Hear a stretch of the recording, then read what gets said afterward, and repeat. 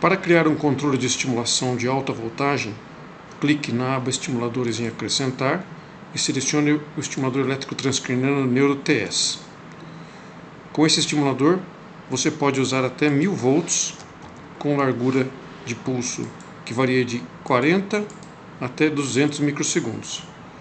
Mas note que quando eu escolho mais de 50 microsegundos para 1000 volts, por exemplo 200, a voltagem máxima aparece aqui em vermelho, pois esse valor está além do permitido pela norma de segurança elétrica, que exige que a energia máxima por pulso por fase não ultrapasse 50 milijoules quando aplicada contra uma resistência de 1K.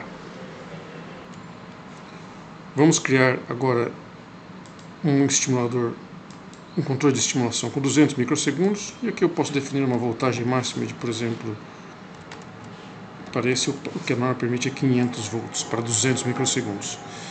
Veja que eu posso escolher aqui se eu vou usar pulso único ou trem multipulso, que é o padrão para potenciais motores transcranianos. O número de pulsos eu controlo aqui, chego até 9 pulsos, vamos deixar 5.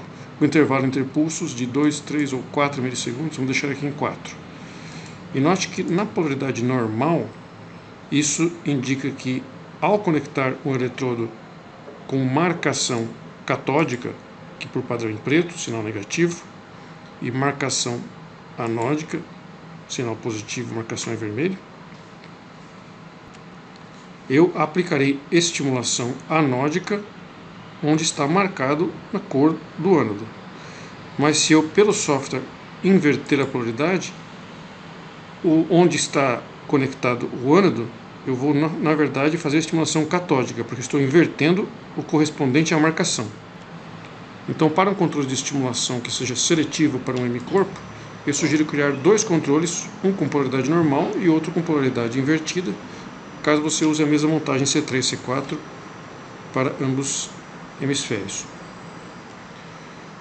Se você quiser utilizar outros padrões como trem mais pulso, note que além dos parâmetros do trem, você tem um intervalo entre o trem inicial e o pulso de controle.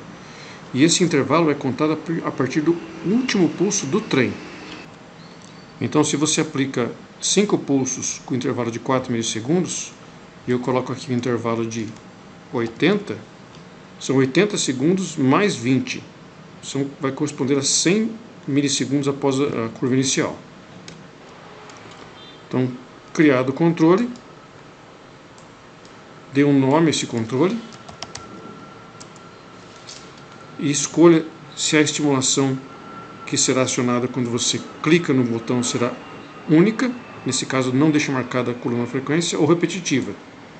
E se você marcar como repetitiva para a estimulação transcraniana, se recomenda que você limite o número de pulsos repetitivos, por exemplo, 4 ou 5, colocando o limite aqui. Depois de criar esse controle, ele vai aparecer por padrão aqui nesse canto à direita. E note que se você clicar no título do controle, você acessa a configuração completa que está disponível aqui. E você ainda tem opções no menu de contexto. Clicando no botão direito do mouse sobre algum ponto aqui no painel de estimulação, você pode desmarcar a estimulação repetitiva. Sumiu o parâmetro de frequência, veja. Se você der clique duplo na frequência, você muda a frequência, para, por exemplo, meio Hz, até Enter. E na estimulação repetitiva, o número máximo de pulsos você pode mudar aqui também, por exemplo, 3.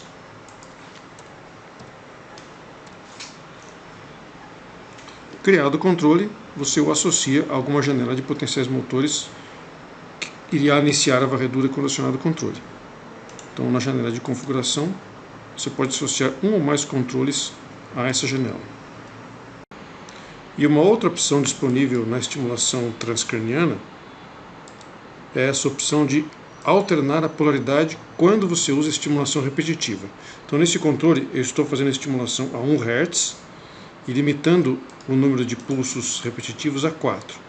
Se eu marcar alternação, significa que entre os 4 pulsos eu vou aplicar polaridade normal e invertida na sequência. E o mesmo vale para a escolha de padrão bifásico. será alternado entre bifásico normal e bifásico invertido. Essa opção de alternar a polaridade também está disponível em outros estimuladores e é interessante em alguns testes onde você quer promediar com polaridades invertidas para eliminar o artefato de estímulo ou criar um controle que alterna hemisfério esquerdo e direito. Geralmente é mais conveniente a estratégia de eliminar artefato de estímulo por formato de pulso bifásico, mas em alguns casos é interessante testar também essa alternação de polaridade em testes com promediação, por exemplo. Em testes como NAP ou reflexo redutor laríngeo, é uma opção interessante.